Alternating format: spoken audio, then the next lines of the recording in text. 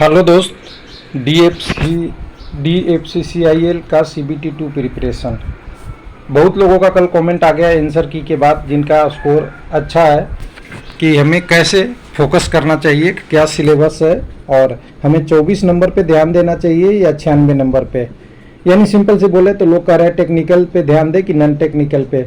यानी टेक्निकल आपका 96 नंबर है ऑपरेशन और BD छोड़ के, और 24 नंबर नॉन टेक्निकल है। तो आपको सिंपल सी बात है, किसी को भी पता होना चाहिए, आपको अपने सब्जेक्ट पे ध्यान देना चाहिए। बाकी आपने CBT1 किया है तो 24 नंबर वाला टॉपिक तो आपको ऑलरेडी कवर है, बस उसको रेगुलर कंटिन्यूअस फ्लो में रखना है।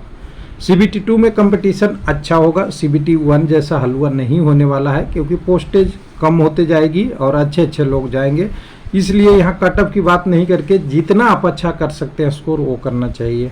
टेक्निकल पार्ट में इलेक्ट्रिकल, इलेक्ट्रॉनिक्स और मैकेनिकल का तैयारी कैसा करा जाए, क्वेश्चन लेवल क्या होगा और कैसे प्रश्न आते हैं, इसके बारे में बता दूं।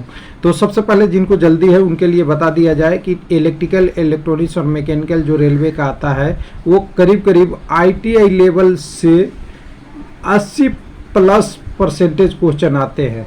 कुछ लोग कहते हैं एग्जीक्यूटिव नाम दिया हुआ है, जूनियर एग्जीक्यूटिव है, तो कोई घबराने की ज़रूरत नहीं है। 80+ क्वेश्चन ITI लेवल का होता है। और सबसे बढ़िया इसका एग्जाम्पल है कि इसके क्वेश्चन LP टेक्नीशियन से आप पढ़िए। दूसरा आपके इसके क्वेश्चन आपके जो दूसरा एग्जाम है PSU वाले, जैसे DMRC, LMRC, लखनऊ मेट्रो, या कह सकते हैं UP मेट्रो वाला, UPMRC वाला, जयपुर मेट्रो वाला क्वेश्चन पढ़िए। एकदम बिल्कुल आपका सिलेबस कंफर्म हो जाएगा। उसके लिए मैं PDF भी बनाने की कोशिश कर रहा हूँ। और साथ में आप अपनी जो रेलवे के एग्जाम में है उसके जो प्रीवियस ईयर का पैटर्न है उसको फॉलो करते रहिए, और DFCCI वाला क्वेश्चन आपको मिल जाएगा, वो भी आपको करिएगा। तो ये तीनों LP टेक्नीशियन, मेट्रो का एग्ज़ाम का, और तीसरा हम DFCSC वाला का कंपेयर करके इलेक्ट्रिकल, इलेक्ट्रॉनिक्स और मैकेनिकल के आपके साथ लाएंगे, जिसको डिस्क्रिप्शन में वेबसाइट का लिंक है। इस वेबसाइट पे हम अपडेट करते हैं और अभी तक हमने ठीक ठाक अपडेट कर लिया है। मैं आपको बता दूं कि हिस्ट्री ऑफ DFCCI वाला आप ये ऑपरेशन और BD के लिए आएगा, ये ध्यान रखिएगा। आपका ये 24 नंबर आपको अभी नहीं छोड़ने वाला है। 24 नंबर ऑपरेशन और BD में अभी हिस्ट्री ऑफ रेलवे और DFCCI आएगा। उसके बाद आपका LP टेक्नीशियन में इलेक्ट्रीशियन का देखिए, इलेक्ट्रीशियन वाले जितने ग्रुप है उनके हमने करीब करीब 400-450 क्वेश्चन प्रीवियस ईयर का डाल रखा है। इंस्ट्रूमेंट मैकेनिक से, इलेक्ट्रिकल फिटर से, रेफ्रिजरेंट एंड एयर कंडीशनिंग का और इलेक्ट्रीशियन का। आपका इसमें जो प्रश्न है वो हिंदी इंग्लिश में ट्रांसलेट है कि किसी को समझने में दिक्कत ना हो।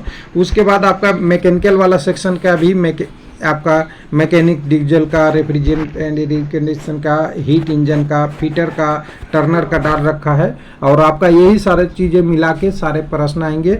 उसके बाद इलेक्ट्रॉनिक्स के लिए अभी शुरुआत किया है, बस अभी 75 क्वेश्चन का किए हैं। ये भी अभी पूरा सॉल्व नहीं हुआ है, लेकिन प्रश्न हिंदी इंग्लिश में किए हैं, यानी मोर अभी अपडेटेड है। तो ये www.railwaylifeLP.com पे ही आपको मिल जाएगा। अब आपको सिलेबस को थोड़ा सा समझाते हैं कि कैसे क्या है सिलेबस। इस सिलेबस में जाएंगे आप DFCCI का, तो आपको सबसे पहले यहाँ पे Annex 4 आपकी एडवर्टाइजमेंट के नोटिफिकेशन में ही दिया हुआ है। Annexer 4 में देखिएगा तो इंडिकेटिंग पोस्ट एंड एक टोटल 120 क्वेश्चन के लिए बताया हुआ है। सबसे पहले देखिए एग्जीक्यूटिव सिविल की सबसे पहले पोस्ट है, उसी का दिया हुआ है। इसमें आप देखिएगा, थोड़ा सा मैं बड़ा कर दूँ आपके लिए, बाद में सिलेबस देखेंगे। 2 पार्ट में डिवाइड है आपका पेपर। पहला पार्ट है 24 क्वेश्चन, एक ही पेपर होगा, पेपर एक ही होगा, ध्यान दीजिएगा। एक ही पेपर में दोनों होंगे, 2 पार्ट होंगे इसके, पार्ट A और पार्ट B।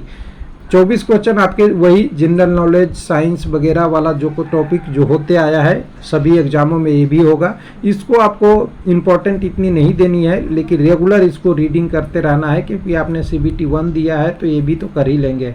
फोकस पॉइंट ये है जो आपका इसके 3 गुना वेटेज है, यानी टेक्निकल पार्ट। टेक्निकल पार्ट के बिना आपका सिलेक्शन नहीं होगा, और टेक्निकल पार्ट जितना अच्छा करेंगे वो होगा। अब कुछ लोग कहेंगे कि 120 में से कटअप कितना जा सकता है, तो देखिए टेक्निकल पार्ट में 96 में से 80 से ज़्यादा कोई करने वाला मिलेगा नहीं, नॉन टेक्निकल क्वेश्चन नहीं है, हो सकता है 70 पे ही लोग रुक जाएं। तो ध्यान दीजिएगा, ये बैलेंस करता है कंपटीशन को। किसी को मैं बता दूं कि टेक्निकल जहां क्वेश्चन शुरू होते हैं वहां पे आपका कटअप अपने आप रिड्यूसिंग मोड में जाता है। रिड्यूसिंग मोड में कहें तो ऐसा नहीं है कि एकदम से कम हो जाएगा, लेकिन हाँ इसमें करने वाले कैंडिडेट कम हो जाएंगे। तो सिलेबस देखिए यहाँ ब्रीफ लिखा हुआ है, इसका मतलब आपको इतना ही नहीं पढ़ना है। इस सिलेबस को आपने जो आपका ITI का सब्जेक्ट है उसको पूरा कम से कम करिए, और वो वेबसाइट पे मिल जाएगा। ITI सिलेबस आप अपने अपने ट्रेड का सर्च करेंगे तो वेबसाइट पे मिल जाएगा। हालांकि यहाँ पे सिविल होगा तो सिविल ही होगा, इलेक्ट्रिकल होगा तो इलेक्ट्रिकल ही होगा, वायरमैन वगैरह नहीं होगा। लेकिन इलेक्ट्रिकल और बहुत सारे इलेक्ट्रिकल में बेसिक इलेक्ट्रॉनिक्स भी जुड़ा हुआ रहता है, तो आपको पढ़ना ही पड़ेगा। फिटर है तो फिटर का भी कुछ क्वेश्चन पढ़ना पड़ेगा, ये ध्यान रखिएगा। यानी इलेक्ट्रिकल का सिलेबस देखिए एकदम बिल्कुल थोड़ा सा है, यहाँ पे लिखा हुआ power transmission distribution, current transmitter, control system, machine, electronics, measurement, rest, ETC वगैरह। तो ऐसा थोड़ी है कि इतना ही सिलेबस होगा। इलेक्ट्रिकल का सारा ओम्स लॉ से लेके सारा प्रश्न आपको पढ़ना है, ये पूरा आपका सिलेबस होगा इलेक्ट्रिकल के लिए 96 क्वेश्चन के लिए। उसी के पास ऑपरेशन और BD वाला मैं आपको पहले ही बता रखा हूँ कि इसमें आपको हिस्ट्री ऑफ इंडियन रेलवे और DFCL वाला ये आपको 24 नंबर का तो प्रश्न आना ही है, लेकिन इकोनॉमिक्स, मार्केटिंग और कस्टमर रिलेशन बहुत इंपॉर्टेंट होता है। बाकी ऊपर वाले लॉजिक ये वाला तो आपने पढ़ ही रखा है। यानी इसमें जो सिलेक्शन का पार्ट है वो हिस्ट्री ऑफ रेलवे और DFCCI है, CIL है, और इकोनॉमिक्स, मार्केटिंग और कस्टमर रिलेशन, ये तीनों टॉपिक को एकदम बिल्कुल आपको पकड़ के रखना है, तभी आपको ऑपरेशन एंड BD में होगा आपका यहाँ पे। उसके बाद एग्जीक्यूटिव में फाइनेंस है, तो सब में वही टेक्निकल टर्म ही है, टैक्स, कारपोरेट रेट वगैरह वगैरह वही होगा। लेकिन हम जो तैयारी करेंगे वो हमारे तरफ से रहेगा इलेक्ट्रिकल का, इलेक्ट्रॉनिक्स का, और आपका ऑपरेशन और BD वाला तो हिस्ट्री हमने एक टॉपिक कवर किया है उसी का रहेगा। और आपका इंफॉर्मेशन टेक्नोलॉजी में देखिएगा, अपने अपने टॉपिक का भी देख लीजिएगा। हालांकि इंफॉर्मेशन टेक्नोलॉजी और इलेक्ट्रॉनिक्स लगभग मिलता है, लेकिन IT में थोड़ा सा चेंज हो जाता है। इलेक्ट्रिकल पोस्ट जूनियर एग्जीक्यूटिव वाला भी हम कवर करेंगे, जो ITI का सिलेबस ही रहता है, और junior executive signal and telecom का भी करेंगे। तो यहाँ पे देखिए सिलेबस थोड़ा सा बड़ा देख दिया। यहाँ देखिए जूनियर एग्जीक्यूटिव का सिलेबस थोड़ा बढ़िया लिखा है इलेक्ट्रॉनिक्स में, ये थोड़ा देख लीजिएगा। लेकिन इसमें देखिए कई सारे देखिए, इसमें सॉफ्टवेयर देखिए लिखा हुआ, फाइलिंग फिटर का, ड्रिलिंग फिटर का, टाइपिंग आपका मशीनिस्ट वगैरह का, और ग्राइंडिंग आपका फिटर मैकेनिक, ये सबका। यानी आपको बेसिक कंसेप्ट सबका पता होना चाहिए। उसके बाद इलेक्ट्रॉनिक्स में देखिए basic concept of generation, transmission, distribution of electrical power, यानी इलेक्ट्रिकल भी घोषित दिया है। यानी आपको सबको देखना पड़ेगा। इलेक्ट्रॉनिक्स पढ़ते हैं तो बेसिक इलेक्ट्रिकल भी आपको पढ़ना पड़ेगा, वैसे ही बेसिक इलेक्ट्रिकल है तो बेसिक इलेक्ट्रॉनिक्स आपको पढ़ना ही पड़ेगा, नंबर सिस्टम वगैरह वगैरह। उसके बाद मैकेनिकल के लिए देखिए ड्राइंग का क्वेश्चन है, मेजरमेंट है, वर्क है, हीट एंड टेम्परेचर है, मशीन एंड टूल टेम्परेचर है। यानी मैकेनिकल में आपको सारे मैकेनिकल के जो फीटर वाला मेन सिलेबस होता है वो, और कहीं कोई हीट इंजन से कुछ हो गया, कुछ बेसिक टूल्स होंगे, वो सारे आपको पढ़ना पड़ेगा। तो कुछ लोग कह रहे हैं कि यहाँ सिलेबस छोटा दिया हुआ है, तो इस सिलेबस को आपको बड़ा करना है।